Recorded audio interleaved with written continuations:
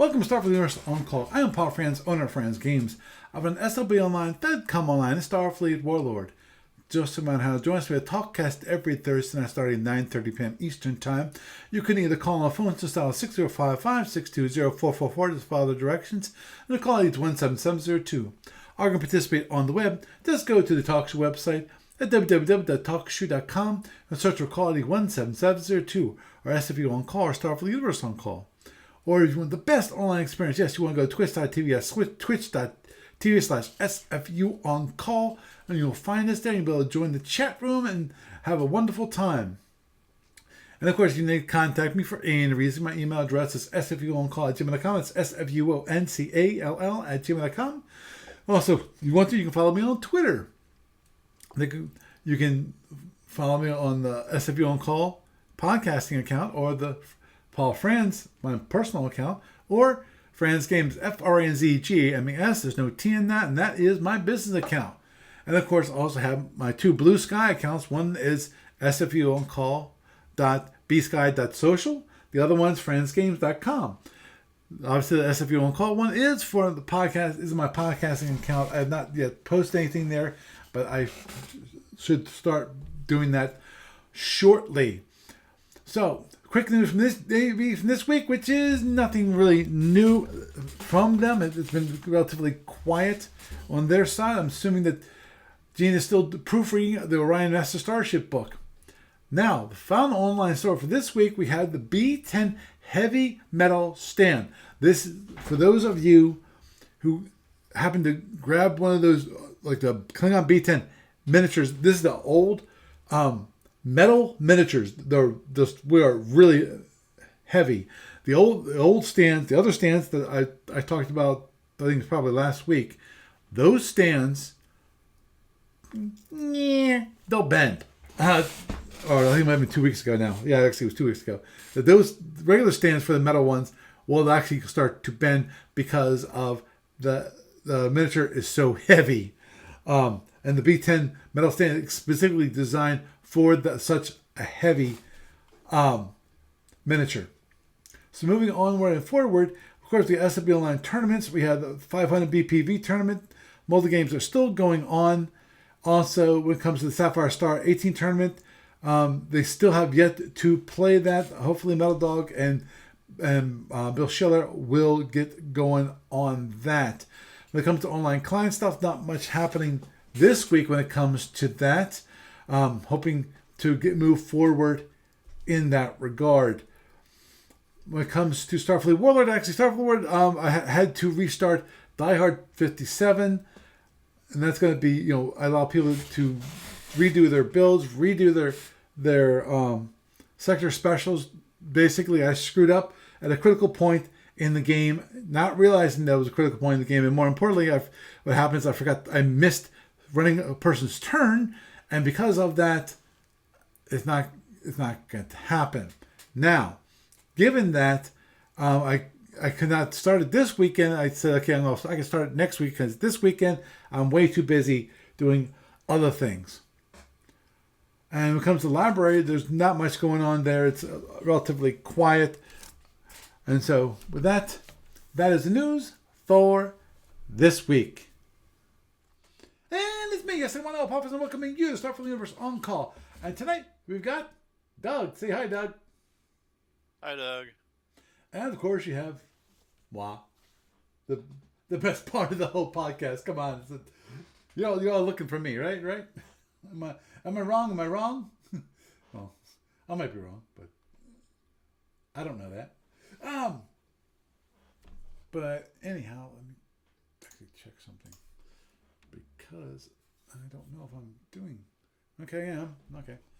Just want to make sure that I was broadcasting because I don't see it in the Twitch app, which might be just because of moi.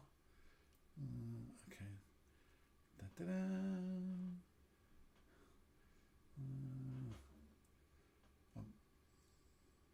Profile? There it is. Trying to figure out what I'm doing. Twitch is... welcome to life. Yeah. No, Twitch was doing kind of something weird. But anyhow, tonight we're going to continue on the merry way of my game. And actually, I need to email the guy to say which day, because we're definitely going to be matching up again this weekend. I'm probably going to say Sunday versus Saturday, because on Sunday, I think there's certain things I want to get done on Saturday, and so I'm going to probably push it to Sunday. Yeah. So. Okie dokie.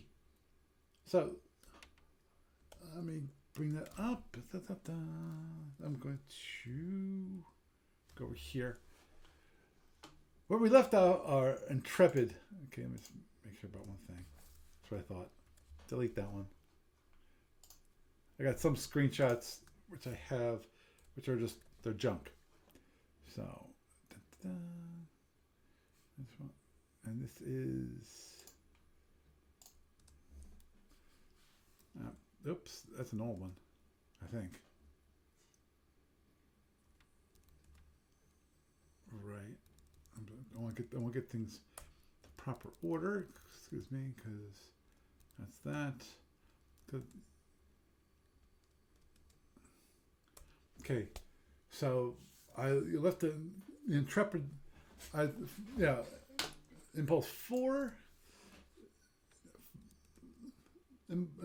Turn 4, Impulse 32. So let me just. Okay, so I'm pretty sure I got it right now. Okay, that's the one. Okay, so.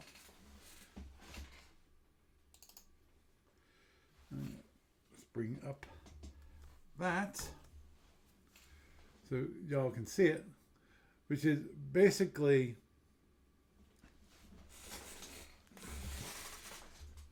doing what invariably I'm doing. I am running. Okay, are you seeing that? Like, from the looks of it, looks no.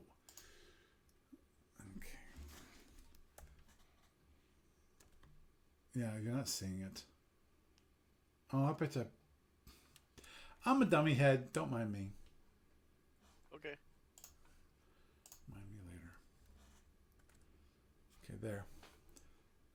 And hide.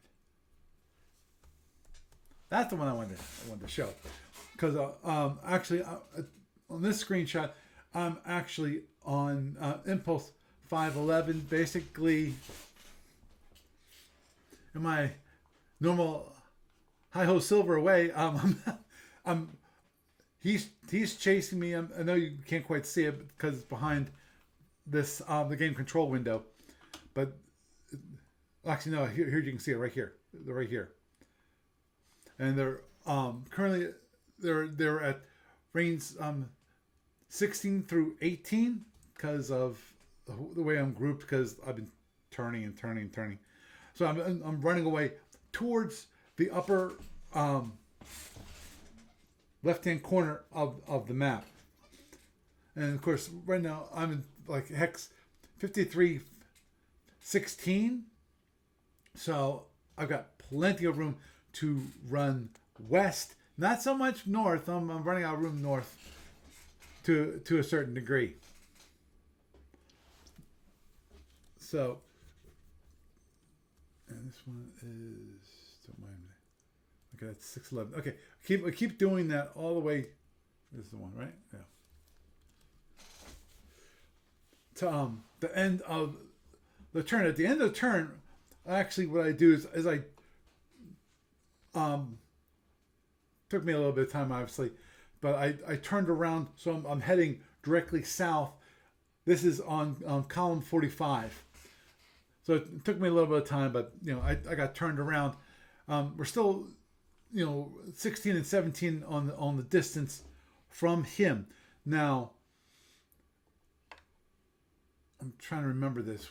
Whether I think he fired his photon. Yeah, I think he fired his photons on turn 4, so he won't have his photons available until the upcoming turn. So we're coming straight down. Basically, the turn 5 was pretty uneventful. He was chasing me. I was running. And then just trying to get turned around so that obviously I can actually hit him with my particle cannons again.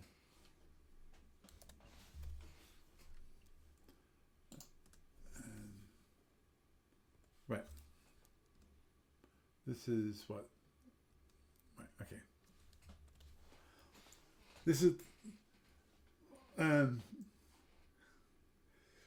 few impulses later on the 6.3. I turned around to him. Actually, we're facing dead on. He's facing me. I'm on his number one. I'm on his number one. At that point, he decided to fire a few phaser. Actually, this was me. I fired 11 particle cannons at his DD2. Of course, unfortunately, at this range, and I had enough ECCM to counteract his 1 point of ECM, and so I knocked down his shield on DD2 down to 5 boxes. To say the very least, it's starting to get beat up there, and this is good. At this point, I forget when this is. Yeah, just want to make sure I got this right. Yeah, this is correct. I'm doing. He's got 2 photons knocked down on DD2. Right side phasers are gone. Well, phaser 1s are gone. Is that 2 photons destroyed, or that he can't use them? The 2 photons are destroyed on the ship. Oh, that's good. Okay. That's a nice start. Yeah, it was very nice. He also, on that same impulse, he fired some phasers at my Saltorian, got 4 points of damage, which I had reinforcement because I only had 2 boxes, a 2-box shield on shield number 1, so I was able to knock that down. This is impulse. Yeah, this is 6.11, where I actually fired his DD2, and what happens? Dun, dun, dun, dun, dun, I get 7 internals. With the 7 internals, I actually got a center warp, an Oxcon, what a one, 3 AWR, and a center warp, so I got 4 power, which is always awesome, and another photon. So by 6.11, he's down to 1 single photon on that ship. So, which is to me, how close is he getting to cripple status? Okay, is this DD2? Yeah, it's DD2. That's one thing I do not know, because at this point I've just brought it up, the status of his ship. He's got 1 photon. So 3 photons are dead. 1 lab, 2 phaser 1s. Basically, he's not really close to crippled. He's down to 13 warp. Sorry. Yeah, 13 warp total, because all 4 AWRs are gone, and 2 center warp are gone. So he's not. He's lost like 75% of his firepower. Sounds. Yeah. He got a lot of his firepower gone. Shield number 5 is 5 boxes. Shield number 6 and 2 are gone. So, which is good. One thing he does later on in the game, actually, I'm not sure if this shows it or not. Okay, continue on to actually the end of the turn. Now he does something. Okay, it was an accident, not an accident, kind of thing. He decided on the last impulse of the turn, he headed all of his destroyers towards me. Oh. Now he has a bad breakdown rating, doesn't he? Yes, he does. 3 to 6. He's taking that chance like 5 times. Yes, he is. Now, Did any of them break down? one broke it down, DD5, Yes. and And that's not the one you were shooting. that was not the one I was shooting. So he got That's even better. Oh, that's beautiful. yeah. So obviously he got the every fifth box on warp. So 3 warp are gone, and also 2 internals, which are actually end up being just like center hull. And his breakdown rating went down one Yes, breakdown rating down 1. So now it's 2 to 6 to 3 to 6. for that guy. The reason why I say what I said was basically because of he went to Het, and I went, "Are you sure about that?" He's like, "Yeah." And I told him, I reminded him what the breakdown rating of his ships are, and then he went, "Oh," because he thought with the Het bonus that they would be a free Het. He's safe. Yeah, no, Surprise, not a regular tournament. yeah, Yeah. yeah. This is Not a destroyer, and the destroyer has breakdown rating of 3 to 6. And to me, it was just frustrating, to say the very least, because of he had 5 ships and only broke down 1. It's like, really, guys, you couldn't give me 2. Well, the thing is, Paul, at the Yeah. 2 rating plus 2, that's only a Okay, 3 to 1/3 5, chance. 3 to 6. Yeah. Yeah, So that's acceptable. yeah. Oh, understood. I'd be happy to take it because he just blew his frickin' head bonus too. Right. So now he's got a 3 to 6 on all the rest. Because he's bonus. Yep. Yep. Basically, he probably will never do that again because he's got a 1/3 chance for all the rest to actually succeed. So, Well, yeah, but now he's got a 3 to 6. Oh, and yeah. here's the funny part. I'm looking at his die rolls right now. With a 1/3 chance, he was actually successfully hit 3 out of the 5 because he rolled a 2, a 3, a 1, a 1, and a 5. Well, yeah, but that's Mock's next. That's under the bridge. Oh, I know. I know. What he did for the moment was, with a 1/3 chance of breaking down, is he managed to avoid having more than one. Yep. And okay, well, we'll continue on because it tells part of the story. Okay. Okay.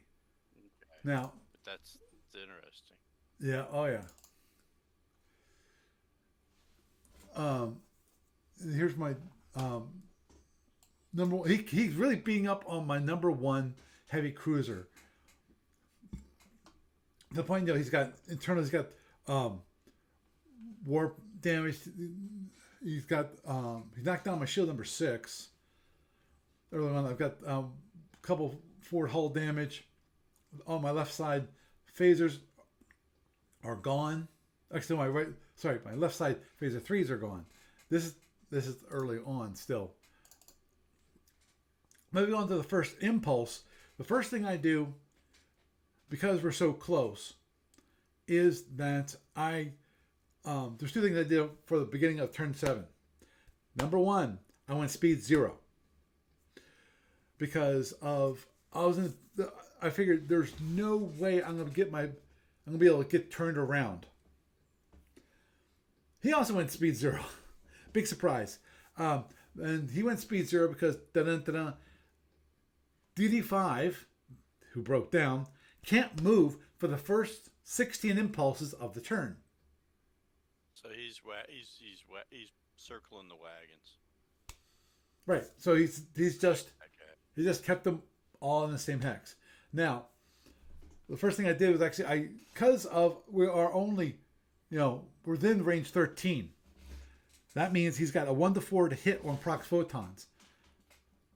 First impulse, boom! Every single ship I have, I start EM for. So they all have an ECM of either 9 or 10. The one destroyer that was beat up some, that got the initial proc photon hit on turn number 2. That one is only ECM of 9 instead of 10, which is fine. Oh, He's so vulnerable. Yeah. Now, one thing okay, and move it here. Now, okay, this is actually the end of the turn. During the turn, one thing I did was that the first 8 impulses, what I did was I had allocated 2 warp tacks and 1 impulse tack, so that I can basically, originally was facing direction C. Then I went to impulse 2. I went from C to B with a warp tack from B to A on an impulse tack on impulse 3, and then waited until impulse 8, and then I turned all the way to direction F, so that it had a nice fresh shield number 3, but it was a nice fresh shield, against my opponent. So has the hardest thing to knock down. I ended up the turn on range 13 and 14, not exactly great, but he didn't fire his photons during that whole turn, which is, of course, part of that is DD5 can't fire because of post breakdown.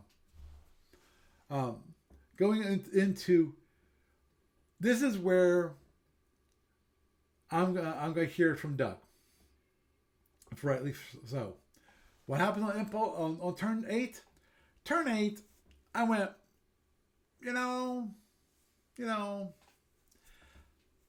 I'm pretty darn close. Why don't I try to go for an overloaded shot? So I turn in towards him. He split off his DD2 from the other destroyers because he really didn't care about that one. That one he knew was going to die. And I think for the most part he was trying to put that up as a sacrificial lamb. That, hey, beat on this ship, leave my other ships alone. Which I didn't take the bait on that. But I turn in, which of course there's a problem with turning in to try to get that range 8 shot. You have to get through the range 13 to 9 bracket with the prox photons. Now, range 10, I fire my 4. Is it 4? Yeah, I have 4 web breakers left. I have one on my destroyer, 2 on my one heavy cruiser, and 1 on my other heavy cruiser. I fire. I hit with 1, and that was on DD5. So I figured it's time to switch my target. My target's going to be DD5. Big surprise because it's already gotten some damage. So let's rack it up. Let's rack it up.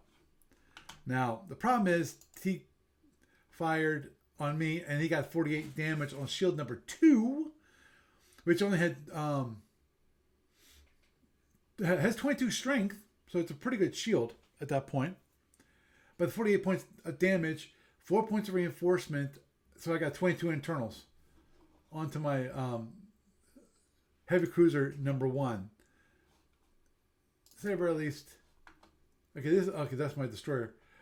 It did not look good for that one. I will bring up the actual client and show you what the current status of those ships are. But destroyer number 5, shield number 1 is down. 1 of the photons is gone. I got 3 phaser 1s are gone. Batteries are gone. Warp is down to 11 center warp, and he still has the 4 AWR. And on the left side, he has no phasers at all. The phaser 1s and the phaser 3s are gone. So he's having issues there. Now, he also beat up on my destroyer around impulse 20. So my destroyer is in really, really bad shape. If you actually are looking, for those of you on the video, you'll notice that I have absolute no center warp. Sorry, no left warp, no right warp. I've got 6 center warp, 4 APR, and no impulse. I have no particle cannons, no web breakers. I have 2 phaser ones. That be it, folks.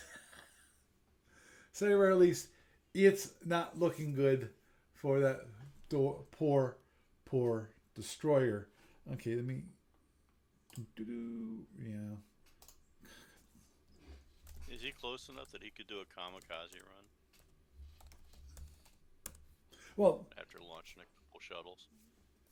he already has launched a couple of shuttles. We started having fighters, little Shuttle fleets. yeah, so little shuttle flights of shuttles going forward. Okay, Nice. okay. Let me. Oops, wrong. Bring up the new game window. Just bring that up, and then bring up 500 BP round 1. Yes, yes. Okay. Game successful. Okay, and my where's my mine? There it is. Okay, my destroyer, as I showed earlier, it's pretty bad off. It ain't going to be moving very fast. Obviously, it's crippled at this point. It's kind of obvious to me at this Well, point. the thing is, he's not going to be moving very fast either. Yeah, that's true. He's not been moving fast the whole game. If that guy blows at range 0, he could damage all of them. Yep. Agreed. Not that I would say do that, because if he can still move faster than them, you might like disengage him or get him out of the way for a while. Yeah, that's the one thing I have to debate about, which is, should I just basically have him disengage, or at least try to disengage, because of, if he does destroy the ship, it's worth more victory points to him than if it is just a damaged ship which disengages.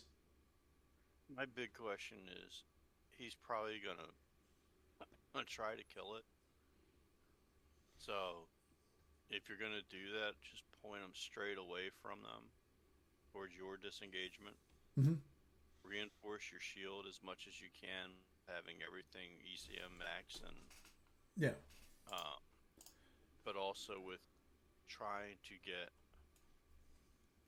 your speed at max. Right.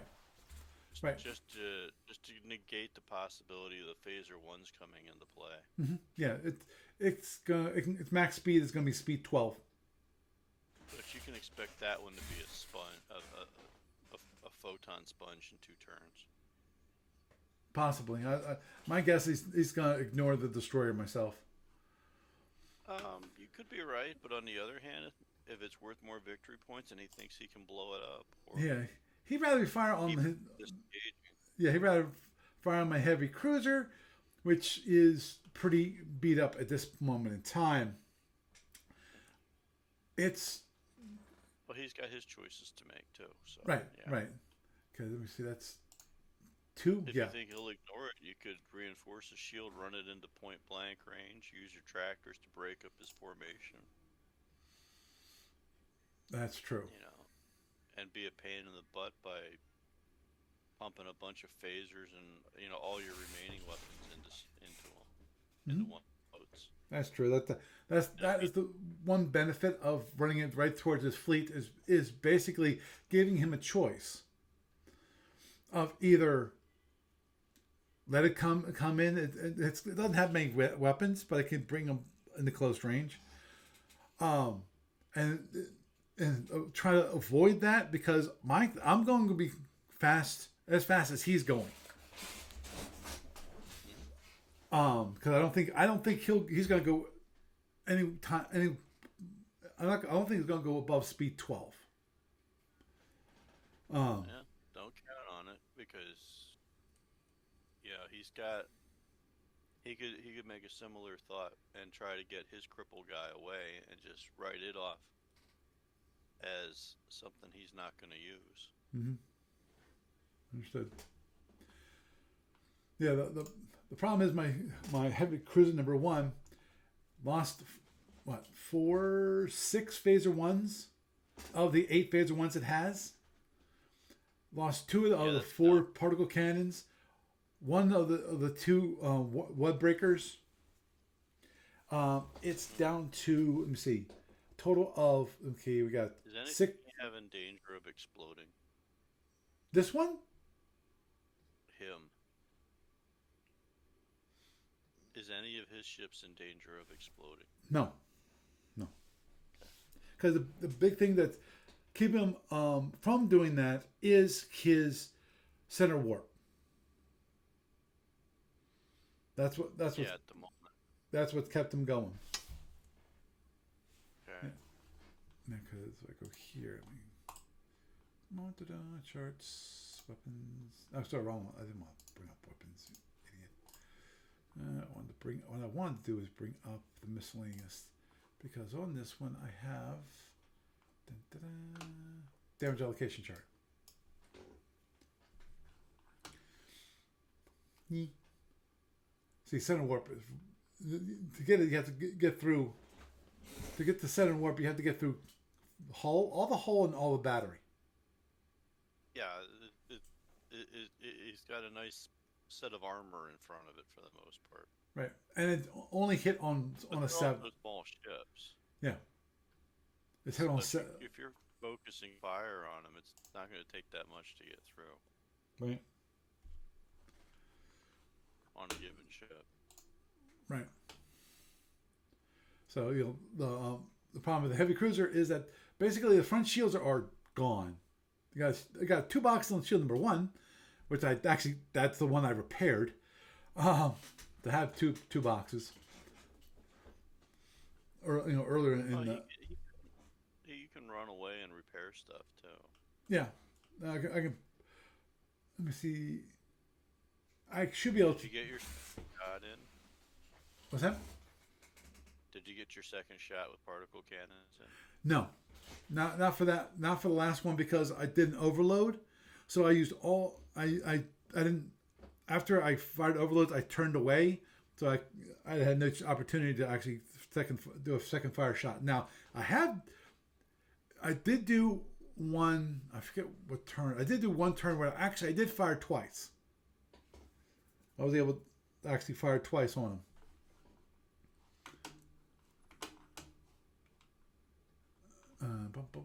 And his SSDs, DD4 is fresh. DD5, that's the one I beat up some. DD2 is the one that's really been beaten, and then of course DD3 and at 17 it was DD1. He accidentally renamed it. They're fresh. You got 3 fresh destroyers, one that's basically pretty beat up.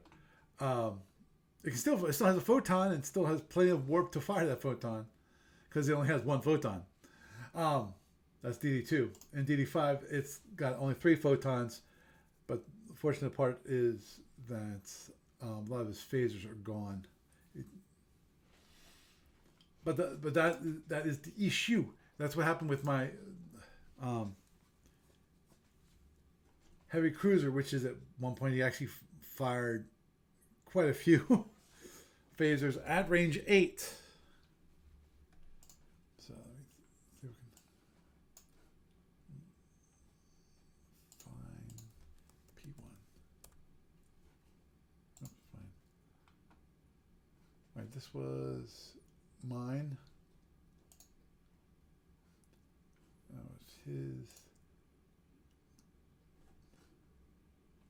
They're on as well. Right. There was this one time where basically he had some with a shift, some without a shift. Yeah, there it is. And on that one, he got a battery, two phaser ones, an aux con, 4 impulse. He blew away the impulse engine's gone. Right warp and left warp. That was when 8-12. So this last turn when he did that. And that's when I fired away everything at him at range 8.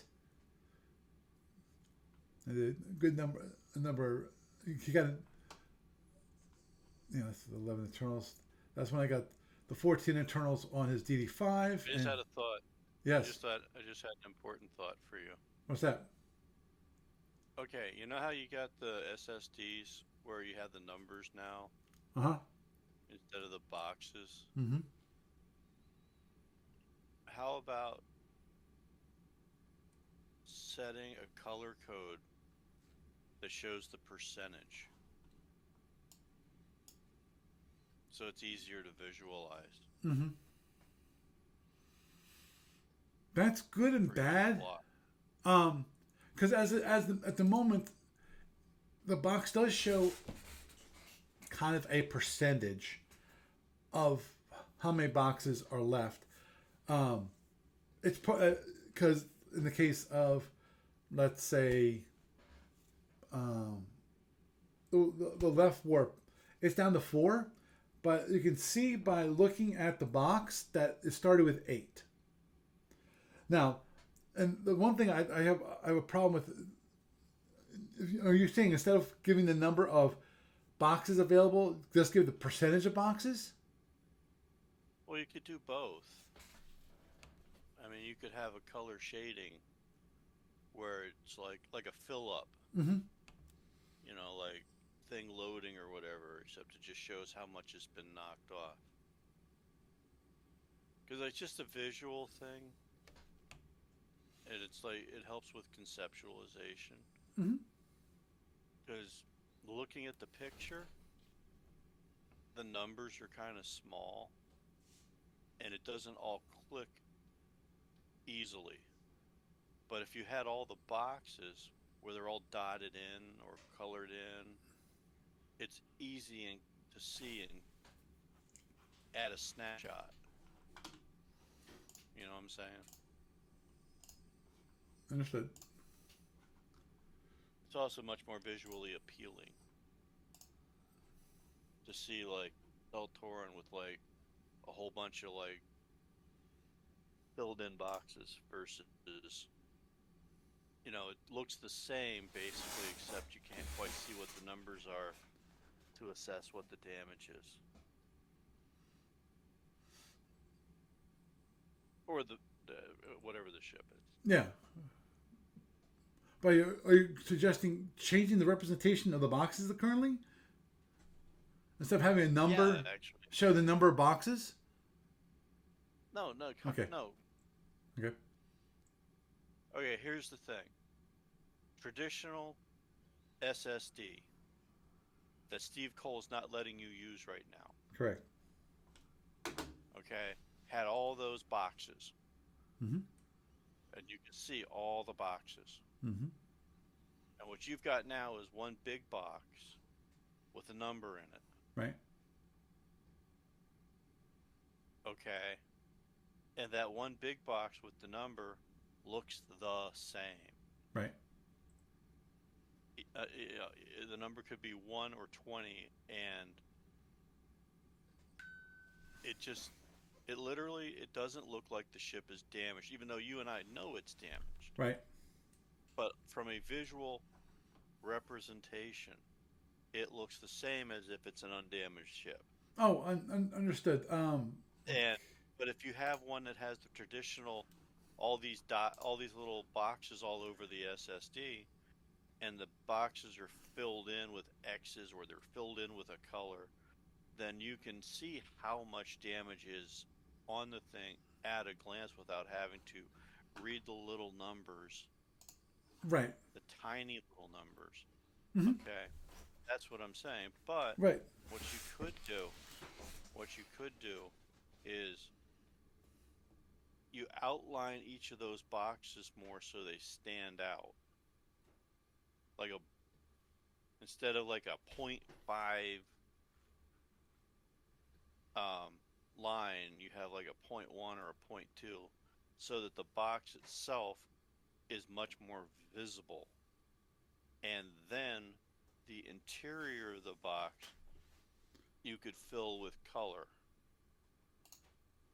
And the color, how much of the box is filled, like a loading bar, Right, but indicates how much of that system is left in that particular set of boxes. yeah, I already I already have the loading bar, the progression bar, in it. Obviously the one thing that, as you point out, is lost with conversion is the boxes are previously when the boxes, one box represented one damage, damage, one system box, One system box. and you could easily look at an SSD and see how badly it was damaged. That's exactly what I just said, yes. Yeah, well, I know. But that was basically due to proportionality of, okay, each damage point represented a certain box of the same size. Each damage point had a box that had a certain size, and those sizes were all the same. Now, Right. currently, we have it so that we have one box, but it has a number in it which represents a value of basically the size of the box. Which is what I'm complaining about. Right. Right. Because Now, I'm an old guy. understood. Now, we did a little bit of that on this. This is a poor representation, but a better it's a better one, which is with the shields, trying to make them larger bars versus just a little box. And so, like DD5, you can see that the kind of progress bar of like shield number 2, it's got 7 here of 18, and you can see it's a little more than half of it's gone. Yeah, the other thing you could do is just fill out an SSD that's not a conversion SSD so we can see what it looks like. Mm-hmm. Just saying. Understood. To me, that's like one of the... It's just another bad choice. Yeah, well, Made for whatever good reason yeah. they thought it was. Well, the issue, as you know, the reason why Steve Cole wanted me to do that was plain and simple, which was that he had issues with people. The amount of sales when it comes to the modules, that the ship modules went down after I made available the ships in the library, and whether I think that it's not necessarily just the... well, agreed. Doug, this is not an argument you're gonna get from me. I know. I'm not trying to make it into an argument. I'm just saying that would be helpful with the visual representation of the game, especially when you're trying to explain how your status of your ships and stuff. So, at any rate, what's your current status there, Paul? My current status is really screwed. Is what it is. I've got basically half a ship left, and I got checked, but on one of on one of my heavy cruisers, I've got one pristine heavy cruiser and one pristine destroyer left. How far away are you from him? At this moment in time, let me go do these. Let me just bring up the. Where is it? Utilities. There it is. Utilities. Go bring up the range tracker. There it is. Currently, we're at range 10 with Okay. heavy cruiser at range 9. Here he is.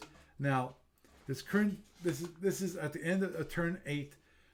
His DD5 is a little farther away, actually. If I can do a quick add for that, and for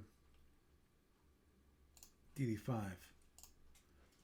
So from DD5, we're like range 11, but DD2 is range 9 because that's this.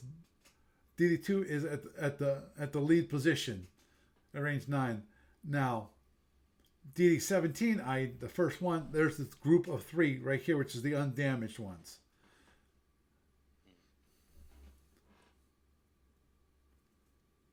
So they're Well, it range. sounds like you could get to range 8 and like overload and kill that one that's really close to you. Yeah, the DD2. Pump some phaser into them as well. Yeah, that's the one thing I gotta check. What?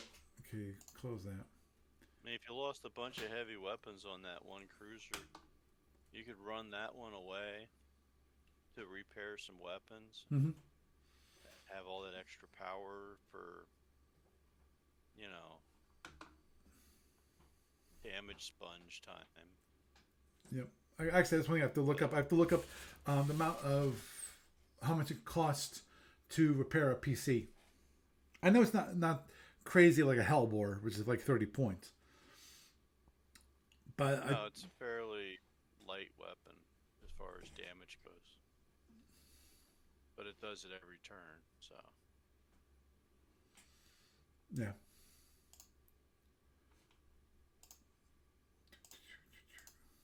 Shouldn't be too horrible. I think is it range based on how much you can how much it costs to do? That's another question. What do you mean range based? Well, like disruptors, if you destroy them, Oh, you yeah, can yeah. fix them. Oh, one of those things. Range capacities. That's a good question. Actually, I need to. I don't know if particle cannons. If you have short range particle cannons, I know disruptors you do. You have variable ranges from that go from range 10. I think that one's range 10. The other one's like 20, 22 or maybe 15. And So here's a quick question. Okay, okay. you guys are held to normal scenario repairs, right? Yeah, which means you can do EDR and regular DAMCON. Right. CDR. So, EDR and CDR. but the gist of it is you can't repair a lot of systems. That is correct. So if you were to get out of a decent engagement range and spend a few turns repairing stuff, would your hurt um would your hurt cruiser be in better shape than his hurt destroyers? Or do you think it's time to go for a knife fight? Wow. Because if you go for a knife fight and he's not expecting it and he loads proxies, you could have a massive advantage on him. True. True. Point weapon And you status. could literally just say, okay, we're going to get to range 0 and, you know, all my phaser ones in that ship, see if it explodes, and all my particle cannons next if it doesn't. And if it does, then all my particle cannons and my shield breakers go into the next ship. Yeah, You know? he fired his photons out this turn. Impulse 12. Oh, if he did that this turn, Mm-hmm. you should overrun his ass. Did he fire his phasers? Yeah. Okay, go check him. And you're that, just run his ass over. Because he's got one ship that's further away from you. You know, go in on an attack where you've got like your 6 or 2 shield on him, and then just get in close and just start Yeah. butchering him. Because he can't, individually, he can't stand up to the damage you can do. You know? Mm-hmm. And if you go in and you get into a range where your shield breakers are not like a 50-50 shot. And you can literally just do the math and say, okay, if half of them hit, how many phasers do I need to blow this ship up? And use that many phasers and save everything else for the next ship.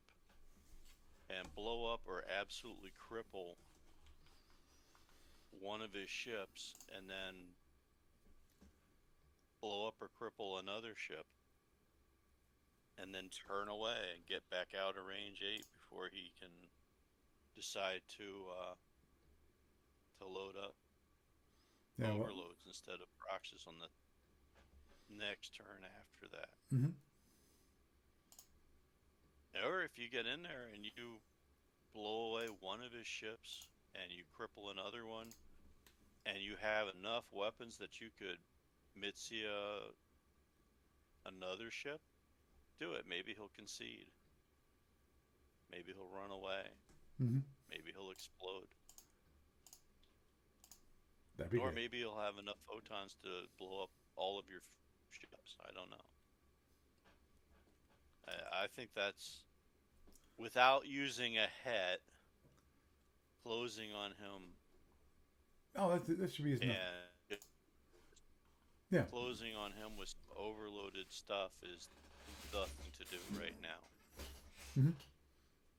I think you're in that. It sounds like you're in that position without actually seeing it. Right. True. If he has a reload turn coming up, that's gonna be the next. The next turn is gonna be a reload turn for his photons. All of them have been fired. And here's the fun part. If he goes into retrograde, that's fine too. You know. Then you could literally turn away. If he goes into a retrograde thing in anticipation, but he's doing it speed 12 forward, you said?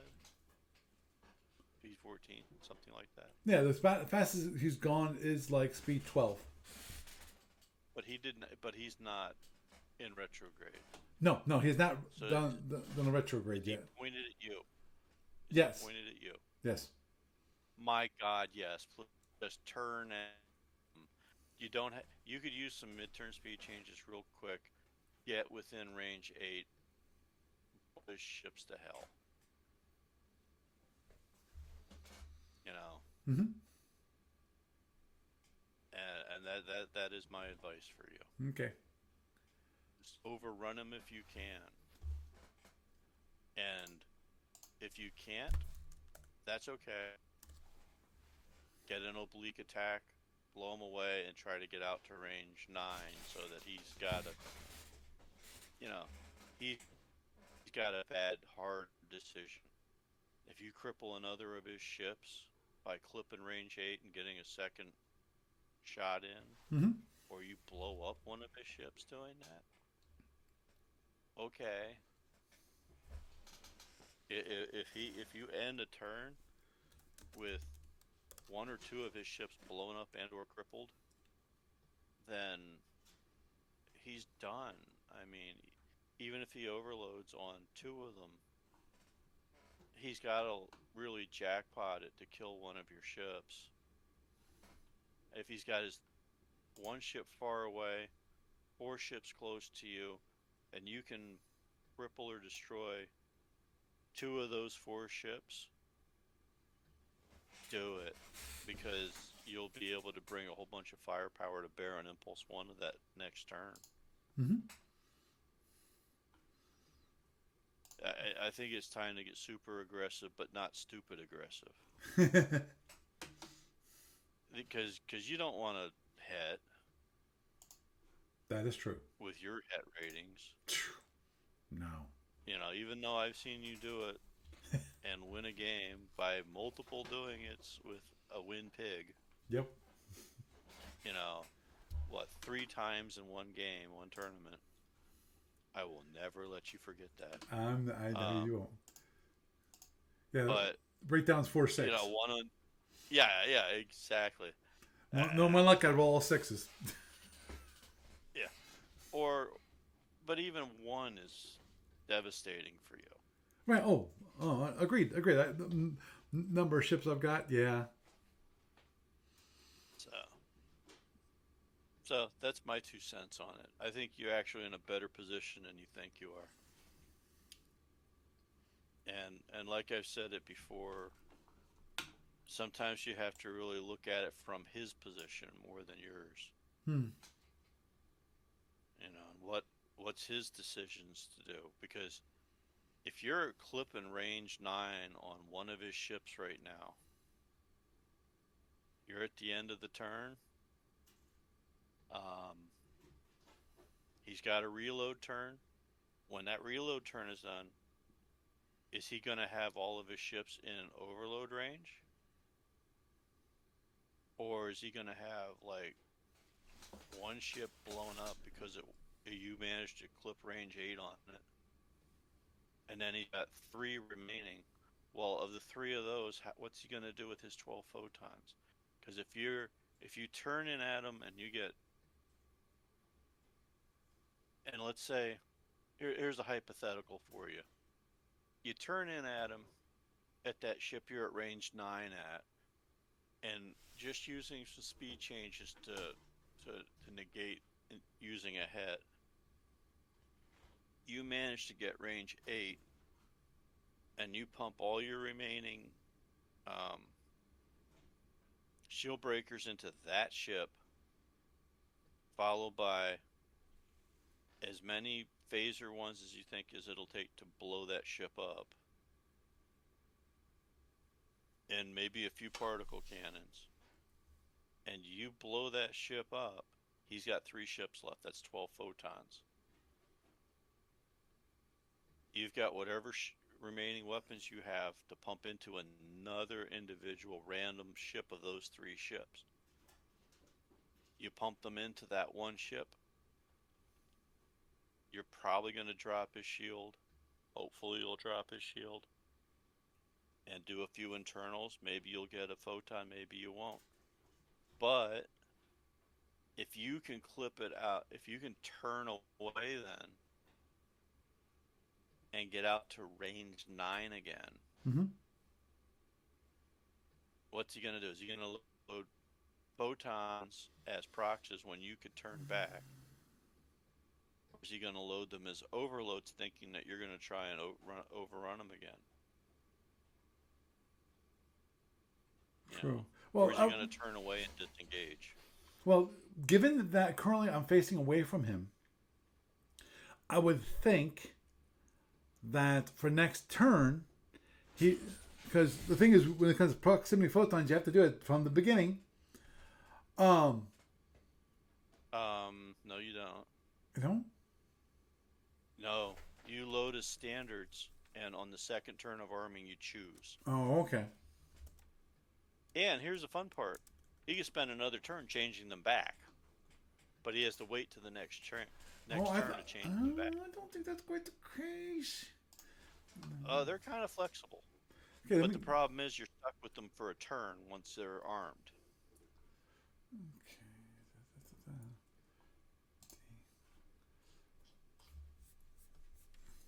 So, I wanted to look and if I'm wrong, I'm wrong. But yeah. Well, that's what I was going to look up real quick. Right. Because photon You can look that up. torpedoes. Proximate fuses. Warhead must have recorded such on the second turn of arming. Yes, you are correct. Thank you. And when tolling, now this must be marked with a P. It must be announced as such when fired. There's no cost. The proxies can only be installed or removed during energy allocation. Oh, so it can be removed. Yes. Okay, You're welcome. I've been fully charged without cost. There's no energy cost for changing over. Note, however, the proximity fused photons cannot be overloaded. It is possible to convert a proximally fused photon to an overload. No. It is possible to convert a proximally fused to an overload type. Simply remove the proximity during energy allocation. Then on the same phase, or a later one, add overloaded energy. It is not possible to convert an overloaded photon to a proximity fused type 1 because there's no way to unoverload the weapon. Right. So they're basically slightly more flexible than you were thinking they were. Yes. So yeah, you know, and here's the thing, this thought just hit me while you were starting to go off about the proxies there, starting to talk about that. You're facing away from them. That's fine. You can you can slow down. You can make him close on you by doing side slips Mm-hmm. instead of going straight forward Right. while you're waiting to do your turns, and use the turns to get you turned back towards him. So, and basically do kind of a weird little orbit around his first ship, and you're gonna break that 8 bracket unless he turns away from you. You know, he really might not be able to stop you from doing it. Mm-hmm. And just try to get around and get in that forward arc. What are the arcs on your heavy weapons? They're front arc. They're all front arc, All front arc, including the shield breakers. including the web breakers. Yes. Okay.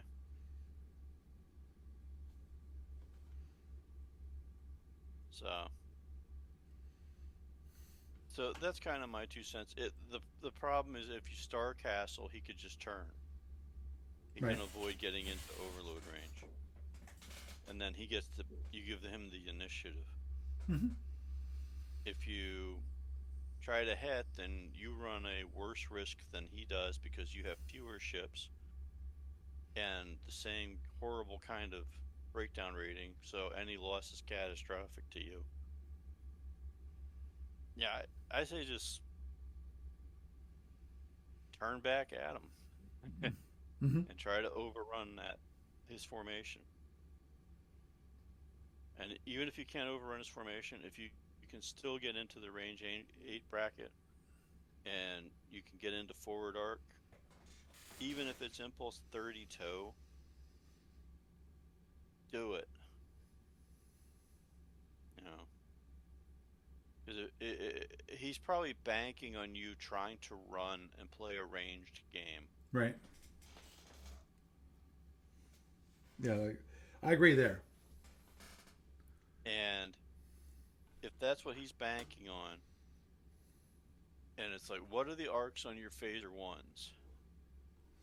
That's a little Because I different. know they're not all going to be just FA. Yeah.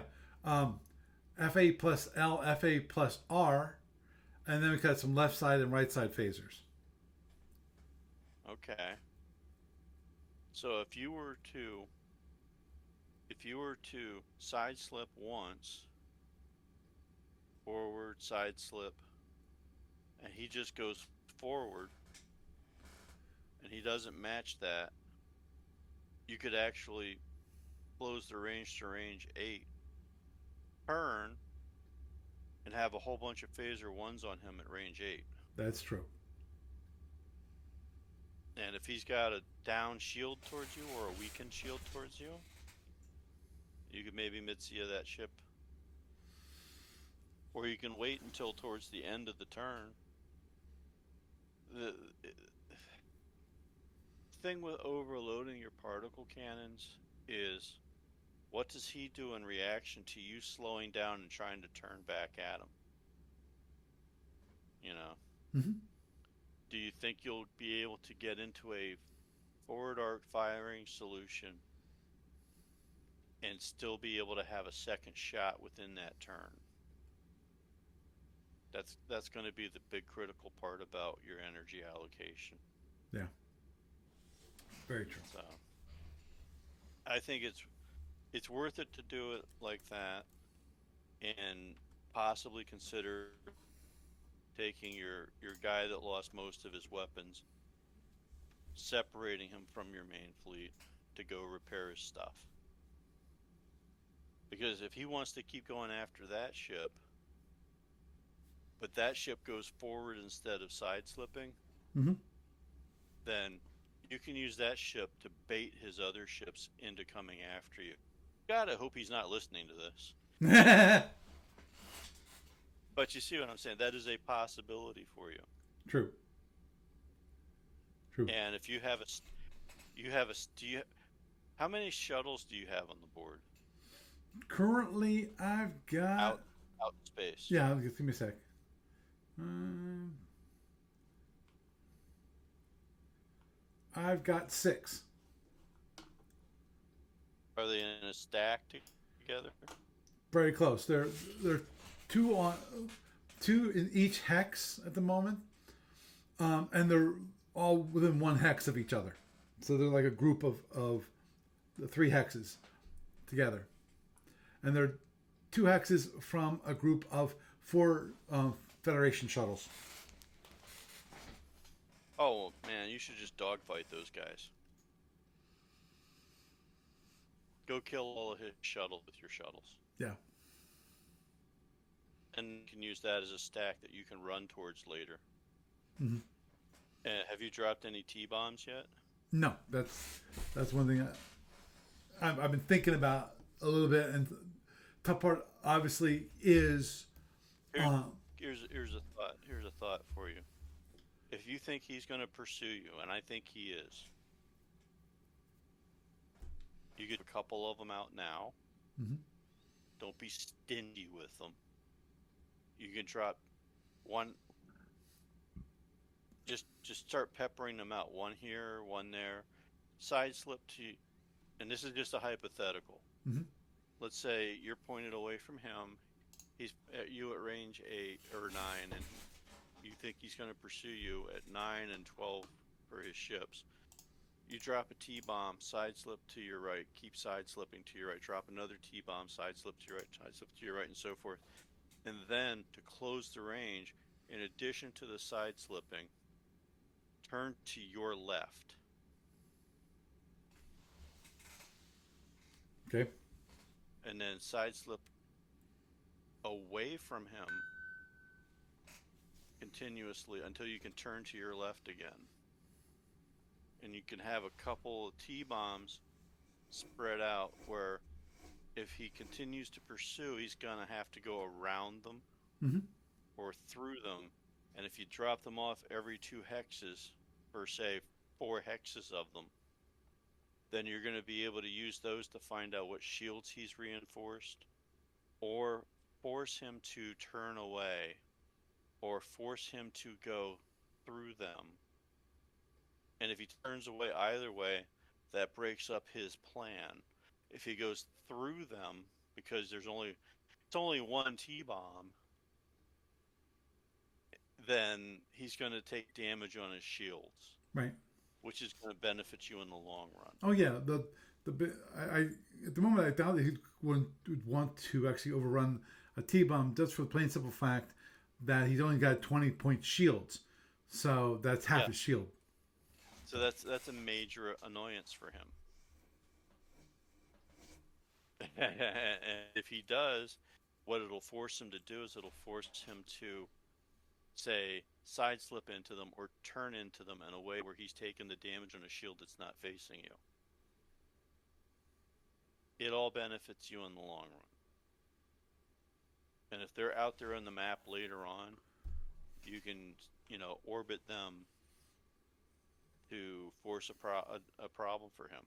Mm-hmm. Do you have 4 T-bombs per ship? 4 T-bombs are the maximum amount for a heavy cruiser, and 2 T-bombs are maximum for destroyers. That wasn't the answer. Do you have maximum T-bombs for each ship? This is why I do not want to answer that, is because... Oh, okay. Gotcha. I'm sorry. Yeah, I understand. You don't want to give it away. If you have some T-bombs, that would be a good spot to use at least 2 of them, maybe 3. Mm-hmm. In that little arc that you make, side slipping to the right before you turn to the left, Mm-hmm. or the other way if you decide to side slip to the left and then turn to the right. Mm-hmm. Okay. So that's a potential thing for you. And honestly, I would seriously suggest if you have any kind of superiority in shuttles, go kill his shuttles with your shuttles, so that you can then have your shuttles you don't have to worry about his shuttles, Right. and whatever survives is a floating stack of doom for him. Right. Right. Especially if you get into a spot where you crippled each other to 9 ways to Sunday. Oh, agreed. That was one thing I was starting to think about with the way the game was going. Is not about, if we're all crippled and we're basically going very slow. He's already going very slow. My shuttle can go speed 6. In theory, they could go faster, because you're allowed to buy warp booster packs, so they could go speed 12. The problem is that means only 3 points of damage, and they're boom. Gone. Yeah. Yeah, they die a lot faster. Yeah. Yeah, It's a trade-off, and I don't think it's worth it in this particular instance. Oh, agreed. You want something that's you're going to want to have something that actually survives. Yep. So, okay, well, I know that's a radical concept, but there it is. I know. Well, I think we need to wrap it up for the evening. Pluggy time. Plug. Yes, pluggy time. Well, like I said before, I haven't heard yet about if we're going to have this venue for winter next year yet. But we do have it for Labor Day as a reminder for everybody out there. And I did do a smaller poster, and I put one of the versions up on the Facebook thread, South Central PA Gamers Convention thing, where but I changed the group picture to the summer poster, and I put the actual event up and changed the stuff on the website. So there's that. I have not opened registration yet. I'm going to do that in the spring. But for printing purposes, anybody wants to print out a copy or two and put it out at their game shop or laundromat or wherever they think, on their work cork board, if they have a cork board in their workplace at their lunchroom or whatever, there you go. You never know what'll come out of the woodwork from wherever you put these things. So there's that. That's about all I got as far as that goes at the moment. I'm sure I'll think of something else after we're done talking. That's fine. Okay, well, you have a good night. Thanks for having me on, Paul. You're welcome. Okay, bye. So, talk through the game again, and obviously doing a little worse off because I decided, I can go overloaded range. Yeah, good move. And that's when he said, phasers away, my friend. It's like, oh, man. And photons away, because to get to overloaded range, you have to go through the good range, the 1 to 4 range. So there's proc photons, so it hurt. But we'll have to wait. I'll see. I have to contact him about playing on Sunday because he said either one of them. This was also last weekend, so it's running out of time for me to tell him, and I don't want to tell him at the very last minute. That'd be very bad. Because he's in Arizona, it's a 2-hour difference, but that's not bad. So the weekends during the afternoon are always good. So we can probably play between 12 and 4 Eastern time on Sunday. So anyway, with that, I am Paul Franz, and I bid you a good night.